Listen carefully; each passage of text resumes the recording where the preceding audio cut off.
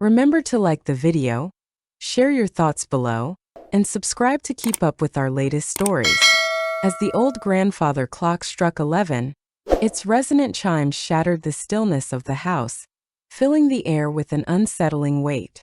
The sound wrapped around me, a steady heartbeat in the silence that followed Richard's departure. Tonight, the silence that lingered was suffocating, weighed down by the oppressive, humid air of a late summer evening. Curled up in my favorite armchair, the worn floral one by the window, I cradled a lukewarm cup of chamomile tea, desperately trying to escape into the pages of a historical novel. The porch light flickered, casting a solitary yellow glow on the pristine lawn, revealing the quiet suburban street that held its breath in the stillness of the night. That's how I preferred it for the most part. Uninspired. Serene. Suddenly there was a knock. A bold, resolute knock echoed against the front door. My heart jolted, pounding fiercely within my chest. No one ever showed up at this hour. My children had grown and moved far away, and my handful of nearby friends understood the unspoken rule: no unexpected visits after nightfall. I stood still, heart racing, ears straining to catch every sound. Perhaps it was all in my head. But no, it echoed once more, even louder this time. No knock-knock, undeniably true. I set my book aside, my hand quaking ever so slightly. Behind the sheer curtains, a tall, shadowy figure loomed on my porch, its presence sending a chill down my spine. My thoughts spiraled into dark scenarios, each more unsettling than the last. A salesman? Seems improbable at this moment. Is someone in danger? Perhaps. I thought about turning a blind eye, feigning slumber. Wasn't it the only choice that made sense? A woman alone, yet the steady rhythm of the knock stirred something deep within her. Respectful, yet tinged with uncertainty, even in its strength. Calm and composed. Curiosity clashed with a hint of loneliness, battling against the pull of caution. I took a deep breath, switched on the entryway light, and glanced through the peephole. There he stood, the man from next door, fresh to the neighborhood just weeks before. We hadn't truly met, just shared brief nods while collecting our mail or tossing out the trash. He appeared younger, perhaps in his early 50s, with tousled salt and pepper hair, kind eyes, and a deep crease of concern etched between his brows. He wore nothing more than jeans and a dark polo shirt, yet there was an undeniable weight to his presence. He held nothing threatening, only his keys swinging from one hand. His expression was filled with unease. My caution faded, giving way to a spark of genuine concern for my neighbor.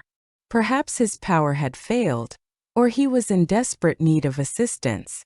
With a mix of embarrassment and undeniable pull, I cautiously unlatched the deadbolt, cracking the door open just enough, the chain still holding firm. "Yes?" I asked, my voice trembling with barely contained emotion.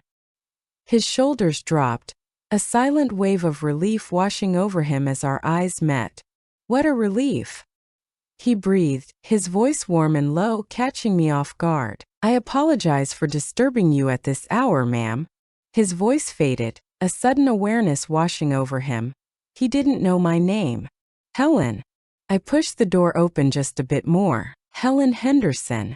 "Henry Miller," he said, a small, shy smile tugging at the corners of his eyes. "The neighbor next door. I truly dislike putting you in this position. It's late and here I am locked out." Desperation creeps in. "My phone has been dead for hours, and my spare key? It's locked away with my wallet and charger inside." He pointed uncertainly toward the shadowy silhouette of his house. "I feel utterly foolish. Could I borrow your phone to call a locksmith? I swear I'll be fast." He appeared utterly crushed, shifting nervously from one foot to the other.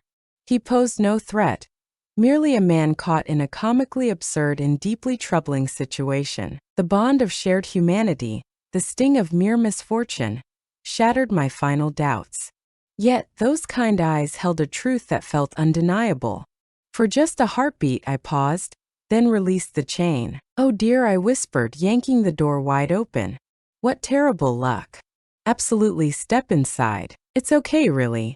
He entered, a rush of warm night air swirling around him, carrying the subtle trace of aftershave and a hint of the outdoors, perhaps sawdust. He scanned my entryway, his eyes filled with a quiet admiration that lingered in the air. "Thank you, Helen. Your support means everything. You've saved me." I began to fear I'd end up on the porch swing for the night. He offered a wry smile, tinged with vulnerability. I guided him into the living room, pointing to the cordless phone resting on the small table next to my armchair. "Take what you need," I urged. "Do you need a phone book? Or have you etched the number in your mind?" He instinctively patted his pockets, a fleeting hope rising within him, only to be crushed by the stark reality of their emptiness, save for the cold jingle of his house keys. "Understood. Empty pocket. Do you happen to know a locksmith that's open 24 hours? I admitted my ignorance, yet retrieved the local directory. As he turned the pages, his brow knitted in focus. I couldn't help but watch him intently. He exuded a quiet strength, an undeniable sense of competence even in the face of his current confinement. His hands were powerful, worn from years of mending what was broken. He dialed the number, his voice steady yet urgent as he laid bare his predicament to the dispatcher on the line. A moment hung heavy, followed by a deep sigh. "Understood. I get it. How long do you believe it will take? 60 minutes? Perhaps even more." A moment hangs heavy. "Okay.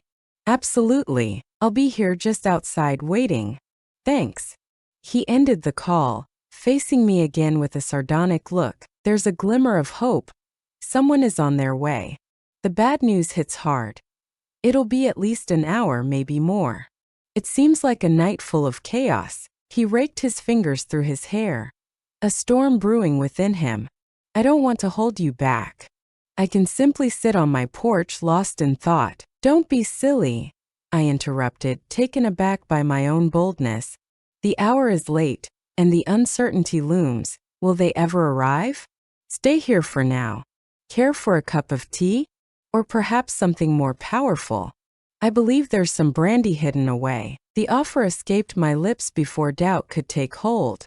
It felt familiar, almost comforting, even in the stillness of the night. His eyes flickered with surprise, then filled with warmth and appreciation. "Tea feels like a warm embrace, Helen. Thanks. Such a profound kindness." As I walked to the kitchen to refill the kettle, a strange flutter coursed through me, a thrilling break from my usual calm that felt oddly refreshing instead of frightening. The house was quiet, but now it buzzed with the promise of words waiting to be spoken. I returned with 2 steaming mugs of peppermint tea, offering one to Henry, who perched cautiously on the edge of the sofa across from my armchair. "Thank you," he repeated, his hands trembling around the mug. The air crackled with tension. The initial tension of the emergency dissolved, giving way to the tender closeness of 2 souls bonding over a late-night cup of tea. I took a deep breath and sank into my chair. "Besides the mishap of being locked out, what are your thoughts on the neighborhood?" He paused, the warm tea lingering on his lips, before finally responding. "I like it," he said, his voice heavy with contemplation. Silence envelopes the scene, a calm before the storm. A stark shift from urban life. He revealed he left Chicago behind, a city that held his past, after stepping away from his construction business. He shared that his daughter lives just an hour away. "I long to be near her and the grandkids, yet not too close, you understand." I nodded, fully grasping the weight of it all. "My son is in California. My daughter is in Boston." I revealed this with a heavy heart. "Distance is painful, yet you yearn for their freedom to thrive." We shared moments about our children, the poignant pride that swells as we witness them create their own worlds. He leaned in, his questions piercing through the surface, revealing a deep, authentic curiosity that went beyond mere courtesy. He shared the story of his late wife, Susan, lost to cancer 3 years ago. He spoke of her with a tender ache, infused with warmth and laughter, recounting a hilarious tale of her disastrous gardening that brought a smile to my face. His vulnerability drew me in, urging me to bare my soul.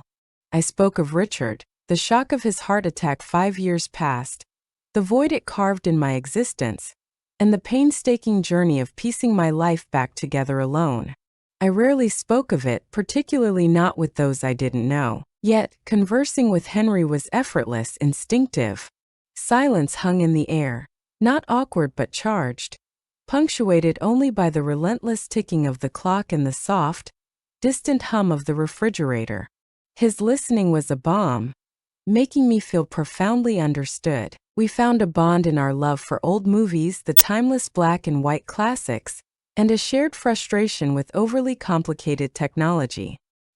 He spoke of the renovations for his house, his hands dancing in the air, envisioning the revival of the original hardwood floors and the creation of bookshelves in the den.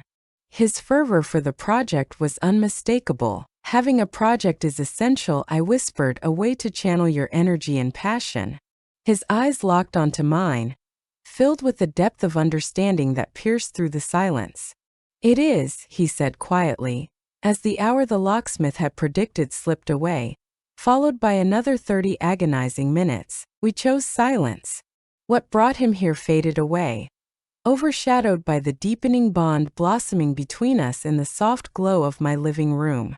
The conversation flowed, weaving through memories of travels, cherished books, and the shifting seasons. It hit me hard how much time had passed since I last shared words like this with anyone, particularly a man.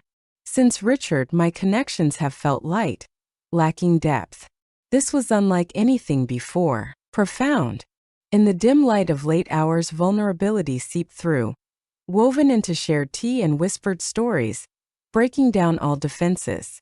His eyes crinkled with sincerity when he smiled, and the way he tilted his head while listening revealed a depth of thoughtfulness. He glanced at a painting on my wall, a piece I created long ago, capturing a landscape from a trip Richard and I shared in Maine.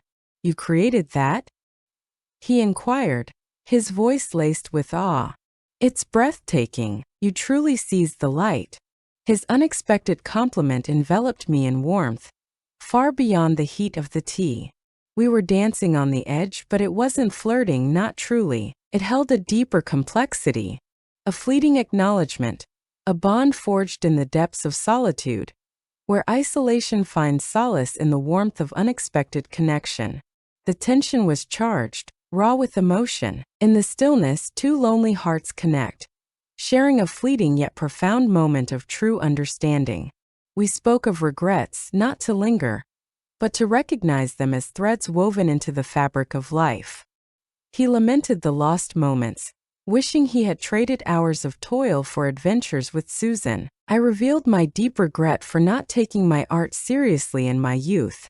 Revealing these vulnerabilities was like peeling back layers, exposing not only our true selves to one another, but also to our own hearts.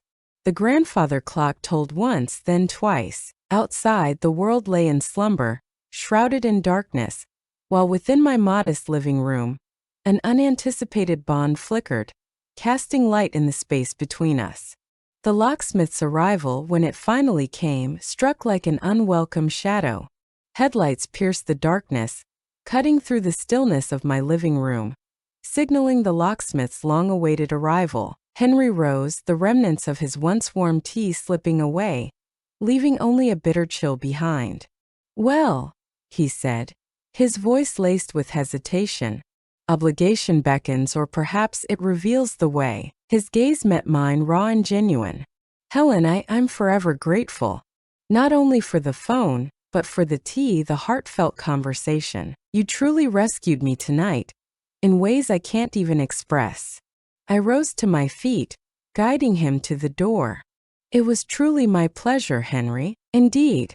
The sudden shift to formality was jarring after the hour spent in effortless conversation. Our conversation was truly enjoyable. "It was more than nice," he urged softly. "I understand this may seem unusual, but I truly want to have another conversation. Perhaps we could talk it over coffee, or I could fetch that brandy you spoke of, as soon as I can return to my house to retrieve it." His smile lit up the room, crinkling the corners of his eyes with warmth. My lips curled in a silent reply. I truly want that, I replied with all my heart. A cup of coffee beckons. At the door he paused, a fleeting moment of doubt, then reached out his hand. His grip was firm and warm, lingering just a heartbeat longer than needed. Not wrong, just deeply meaningful. A quiet recognition of the bond we had discovered. Sleep well, Helen. Wishing you strength with the lock, Henry. Sleep well. I stood by the window, heart racing, as he exchanged a few words with the locksmith. Moments later, he vanished into his house, the porch light flickering to life behind him. I switched off the porch light, secured the door, and pressed my back against it, the house falling silent once more. Yet the stillness felt altered now. More filled. I stepped into the living room, collecting the empty mugs, each one a reminder of the moments shared. The air lingered with the echo of our words, the warmth of an unexpected bond. As I surveyed the room, a sense of transformation washed over me, heavy with the echoes of the past few hours. I never understood the extent of my isolation, how deeply I had embraced the silence of my own company. Henry's sudden presence, his raw openness, and the comfort he brought had silently dismantled my defenses, leaving me exposed. It was more than mere conversation. The connection was profound, a raw sensation of being truly seen and understood. As I rinsed the mugs in the kitchen sink, the first hint of gray softening the eastern sky filled me with a profound sense of wonder. Life, with its familiar patterns, can still deliver unexpected twists. A simple locked door swung wide, revealing another I never realized was shut tight. I ascended the stairs, not weary but filled with contemplation, a quiet spark of possibility igniting inside me. The night took an unexpected turn, igniting a warmth within me, a sense of quiet transformation, and a stirring